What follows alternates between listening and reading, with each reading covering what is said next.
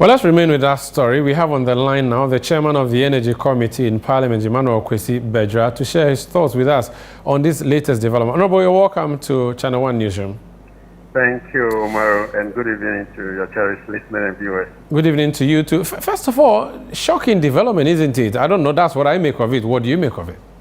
Well, it's not only shocking, it's surprising that this country has degenerated into stealing spree when people are put in charge of certain organizations, and all we could get from them is this type of stealing.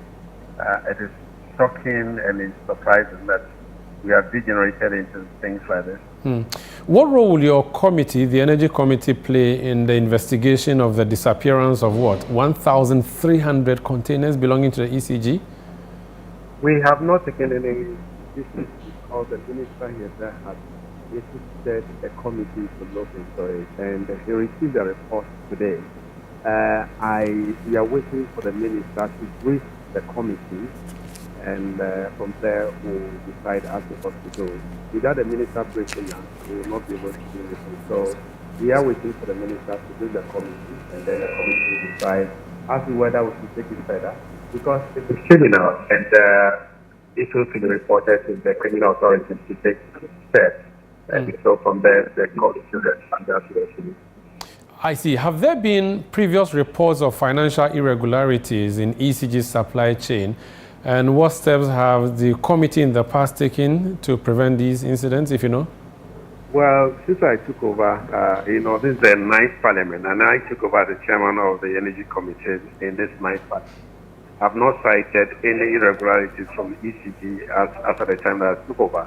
As you are aware, the minister also got to know of this just recently when he took office. So these are, things that we got to know recently, and it is shocking that it's gone to this far. So there are going to be any report from my predecessor, Honorable Tachia, to me. I've not cited anything from any committee report. All we are getting to know is the recent happening. Are there plans to strengthen regulations regarding the importation and tracking of ECG essential supplies? Of course, these are the things, the issues that we want to discuss with the minister.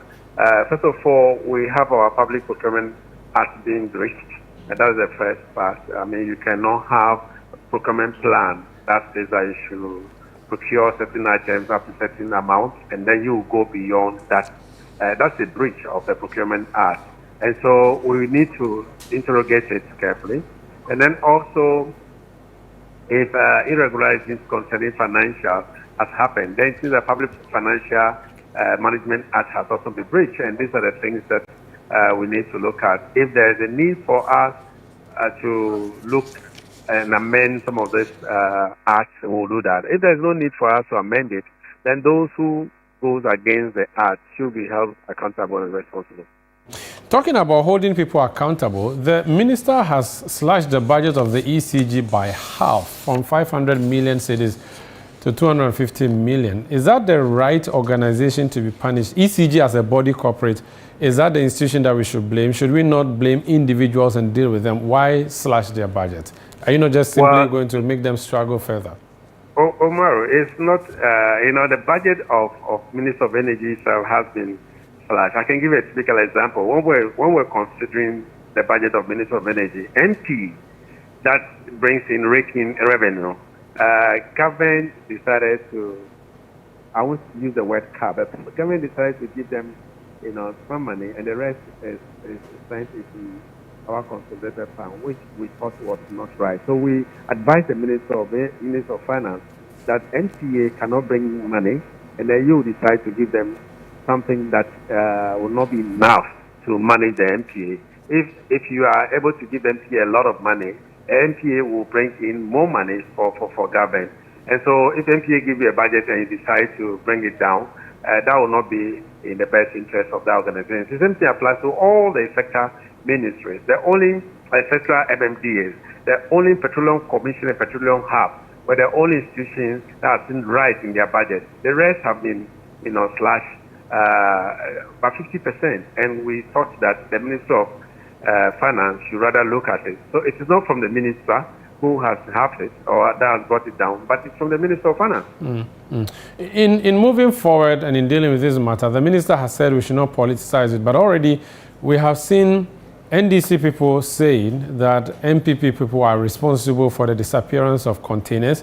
We've seen MPP people say that NDC people have given wings to containers at their ports, which containers have since left our jurisdiction or have disappeared. I don't know how that's going to tamper your investigations and also your work as a committee to try and find solutions for us, and even the ministry itself. Omar, I totally agree with the minister that issues of this nature should not be politicized. You know very well that we live in a country where everything is politicized, and then as soon as you change issues with political lens, it doesn't give you the edge to do whatever investigation you want to do. So I want to plead with those who are politicizing issues not to politicize this particular one. People are found culpable, those who were involved, whether they belong to a political A party or political B party, they should be held accountable for it. Whether they belong to my party or they belong to other parties, they should be responsible. They should be accountable for it. I mean, we can't live in a country where you order certain things for an organization and you will not go for it. And for all intent and purposes, that container will find its way into a private hand. We cannot say that a political party was actively involved. Let us discuss this devoid of all political, political issues. Very well. Let us look at it from the angle that individuals are criminal and they have done criminal acts, and therefore they should be punished for it. Thank you so much, Honorable, for speaking to us. Thank you. That's Honorable Emmanuel Bedzrah. He's chairman of the Energy Committee of Parliament. This is ChannelOne Newsroom on ChannelOne Television.